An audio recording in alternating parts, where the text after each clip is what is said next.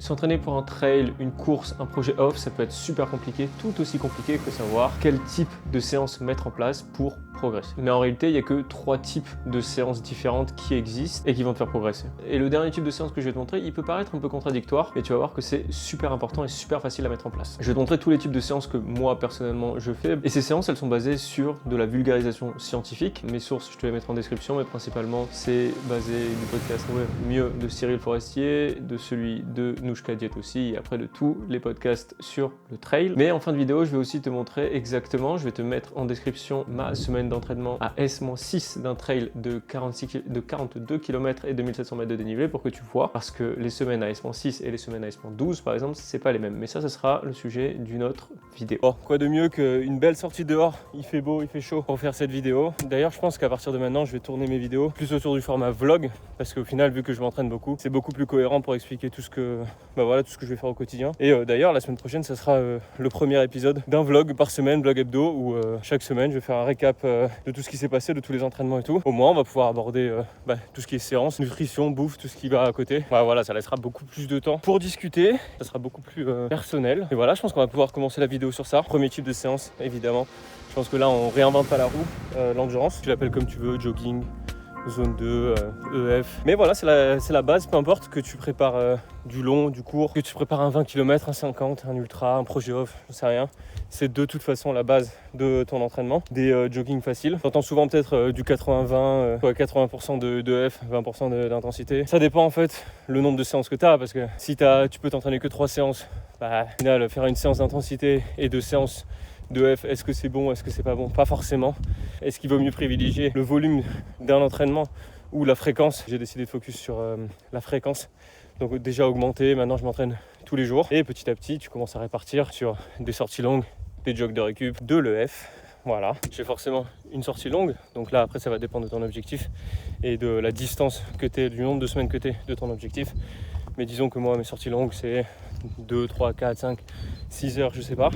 J'ai des joggings de récup, donc là on va taper sur de la zone 1, donc c'est vraiment, je fais des joggings à 6,30 à plat, même pas de dénivelé, rien, de la récup, et après je fais des entraînements d'1 heure, 1 heure et demie en EF. Pour ma part, c'est 150 battements par minute par exemple, mais c'est une allure qui est tranquille, où on peut discuter parce que cette allure là et ces BPM là, ils vont dépendre de plein de choses, de la température, de ta fatigue, etc. Donc juste une allure tranquille.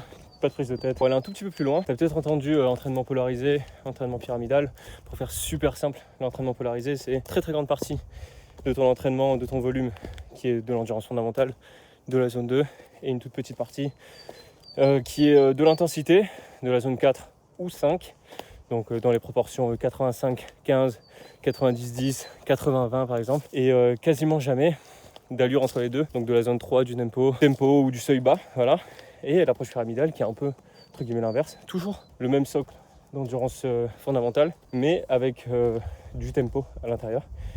Et en fait, ces deux entraînements, de toute façon, ces deux types d'entraînement, tu les fais tout au long de l'année. Il faut comprendre pourquoi tu le fais. Moi, je vais te dire ce que je fais personnellement. Au début de la saison, je vais faire de l'entraînement polarisé. C'est-à-dire que je vais mettre beaucoup de vitesse et beaucoup de zone 2. Et plus on se rapproche de l'échéance, plus on va mettre de la zone 3 qui est littéralement du tempo course. Donc c'est l'allure à laquelle tu vas faire ta course. Donc en fait, il faut juste comprendre pourquoi on fait les choses. Oui, au début, c'est polarisé.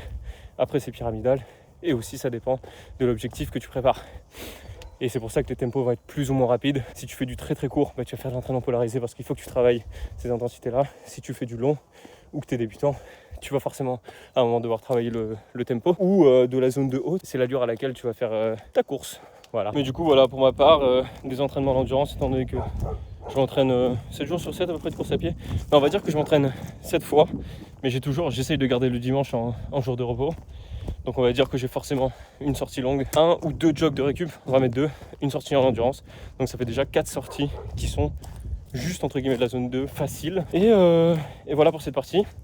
N'hésite pas à rester jusqu'à la fin de la vidéo parce que je te donnerai du coup toute ma semaine d'entraînement. Là on est à S-6. S-5 ou S-6 du marathon de la Vésubie, donc de la course que je prépare, un 42 km et 2700 mètres de dénivelé. Et je te donne ça en fin de vidéo. Bon, l'intensité dans ta prépa, c'est super important, mais je pense que c'est aussi le moment de ta prépa où tu peux flinguer toute ta saison. Et franchement, j'ai failli en faire les frais là, il n'y a pas si longtemps que ça. Et j'ai refait tout mon plan et vraiment réfléchi sérieusement à comment faire mes intensités pour pas niquer ma saison. Parce qu'il y a quelques semaines, jusqu'à il y a quelques semaines, j'étais vraiment éclaté, je comprenais pas pourquoi. Et au final, c'était probablement, déjà de 1, peut-être que je faisais mes EF un tout petit peu plus rapide que ce qu'il faudrait pour moi. Et voilà, que mes intensités n'étaient pas réfléchies. Quand on parle d'intensité, on va dire qu'on va avoir les efforts de zone 5, si le VO2 max. Ouais, on va dire grossièrement, c'est tes 400, tes 800 sur piste, tes efforts de 1 à 3 minutes, 4 minutes où tu les fais relativement à bloc. Après, tu vas avoir ta zone 4, donc ton seuil, une allure, que ce soit sur le plat ou en montée, c'est une allure que tu peux tenir à peu près 1 heure, tu vois. Et après, tu vas avoir le tempo dont on parlait juste avant. C'est littéralement un type d'allure course, on va dire, qui soit plutôt haut ou plutôt bas. Pour moi, on va dire, si on doit donner des BPM par rapport à moi qui est une FC max à 200, on va dire que c'est autour de 160, 165. C'est l'allure, théoriquement, sur un trail de 40 km, 50 km, que je vais avoir en montée. Et en tout cas, c'est une intensité plus qu'une allure. Maintenant, vu que je ne peux pas te dire exactement quelle séance faire, quand, comment et pourquoi, je vais t'expliquer comment toi, tu peux te créer tes séances par rapport à où tu en es de tes objectifs et de ta saison. Dans une semaine d'entraînement, en tout cas, si je pars du principe que tu t'entraînes 5 fois par semaine de cardio, du seuil, de l'allure seuil à ton entraînement, tu vas en mettre entre 40 minutes et 1 heure. De la VO2 max, donc du travail sur piste, du travail en côte, c'est des efforts de 1 à 3 minutes, des séries de 1 à 3 minutes. Tu peux en mettre entre 15 et 25 minutes maximum parce qu'après tu te crames. À partir de ça, tu peux te faire des séances. Moi, je vais te dire un exemple. Par exemple, une de mes séances, c'est un 4 x 10 minutes au seuil avec 2 minutes de récup. Donc là, tu vois que j'ai déjà mis 40 minutes de seuil dans un de mes entraînements. C'est très bien. Et par exemple, j'aurai peut-être une deuxième séance d'intensité dans la semaine où je vais mettre 8 fois 2 minutes en VO2 max en côte. Donc là, je vais y aller, c'est de la zone 5, je vais y aller pleine balle. Et à la fin de ça, je prends 5 minutes de récup et je me mets 10, 15, 20 minutes de seuil à la fin. Et tu verras que sur la semaine, j'ai eu mes 60 minutes de seuil et 15, 20 minutes de VO2 max. Et voilà, ça me fait 2 séances d'intensité. C'est bien géré et surtout en connaissant voilà, cette quantité de combien de seuils en minutes mettre par semaine et pareil pour la VO2 max, bah, tu peux le faire fluctuer. Ça veut dire que plus tu es loin de ton objectif, moins tu vas en mettre. Donc tu vas être sur du 15 minutes et du 40 minutes de seuil. Plus tu te rapproches, plus tu vas monter vers l'heure de seuil hebdomadaire. Et voilà, l'important c'est juste de comprendre ce que tu fais. Et après pour de la zone 3, bah, moi personnellement la zone 3 je la mets vraiment sur les séances spécifiques à la course. Donc on va dire 6 semaines avant la course. Bah, par exemple sur une séance de seuil ou sur une sortie longue, il y a un moment dans la sortie longue, je vais mettre 30 minutes de zone 3. Donc je vais accélérer un tout petit peu à l'allure où j'ai envie de faire ma course. Et voilà, ça permet de connaître cette allure et de la travailler à l'entraînement. Comme si tu préparais un marathon sur route et que tu dis que ton marathon, tu veux le faire à 5 km. Donc il faut courir à 5 km. Ben là, cette allure-là, cette intensité-là, il faut la travailler aussi en entraînement. Pour ce dernier type de séance d'entraînement, ça va peut-être en surprendre plus d'un. Mais et c'est super sous-estimé, je pense. Les randonnées actives, vélo ou home trainer. Mais surtout la randonnée, parce que de toute façon quand tu es débutant, tu peux pas, t'as pas le niveau pour courir en montée de toute façon. Et c'est compliqué d'augmenter le volume. Genre, tu peux pas augmenter super vite le nombre de séances et la durée de tes séances. Par contre, tu peux augmenter le temps que tu passes dehors, donc grâce aux randonnées, parce que mine de rien, quand tu fais du trail, peu importe le niveau que tu as quasiment, dans les montées qui sont vraiment pentues, tu marches. Quand tu es fatigué, tu marches. Donc pourquoi la randonnée ne serait pas partie de ton entraînement? C'est super simple de le faire autour de chez soi. Si tu as la chance d'habiter, j'habite sur la Côte d'Azur et je suis au pied des montagnes, donc ça va, j'ai de la chance. Mais c'est facile parce que tu prends tes chaussures, juste tu marches en montée, c'est exactement la même chose. Pour peu que de toute façon tu montes quasiment à la même vitesse que si tu étais en course, moins évidemment, mais tu es en zone 1 de toute façon, donc c'est super intéressant. C'est les mêmes muscles qui travaillent, tu te muscles en descente, tu te muscles pareil, mais t'évites de te cramer. Et aussi, l'avantage numéro 2, c'est pouvoir partager cette activité avec des gens qui sont autour de toi et qui font pas forcément de trail. Regarde-moi. Là, je suis grave accompagné, j'ai grave des amis qui font des randonnées avec moi. Non, mais en vrai, socialement, c'est quand même vachement mieux parce que généralement, même si tu commences à vouloir t'entraîner de plus en plus, il n'y a pas beaucoup de gens normalement qui font, enfin, ça dépend où tu habites, qui font du trail et c'est bien de pouvoir partager de ça avec sa famille. Et encore une fois, tu te fatigues pas trop, tu ajoutes beaucoup de volume.